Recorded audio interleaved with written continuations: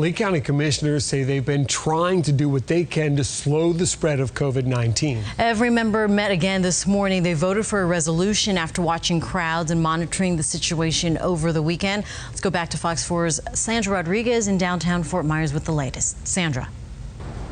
Over the weekend, you may have received an emergency alert to your phone telling you to stay home. And while commissioners today said they are pleased with the community's response, Commissioner Hammond says this is the strongest message they can send to people to help limit the exposure risk to coronavirus.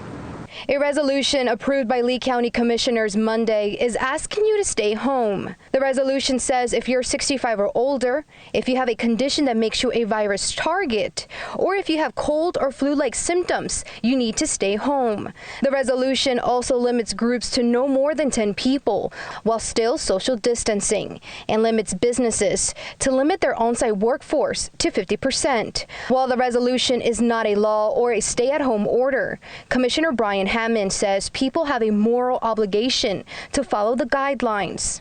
We have to find a new normal here in Lee County where we get used to only interacting with people who live in the same house as us. Commissioner Hammond says a stay-at-home order is not feasible right now, adding that putting people in their homes for an indefinite amount of time is a direct threat to their health. We're seeing domestic violence on the rise. We're seeing people lose their jobs. We're seeing the potential for more depression, more suicide, more poverty, more hunger.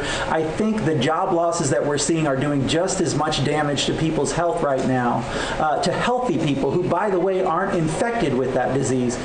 Today, Dr. Lawrence Antonucci with Lee Health asking commissioners to do everything possible to maintain social distancing. I would also share with you that Lee County now is showing the highest mortality of any county in Florida. We may be first or second, but we're certainly in the top two.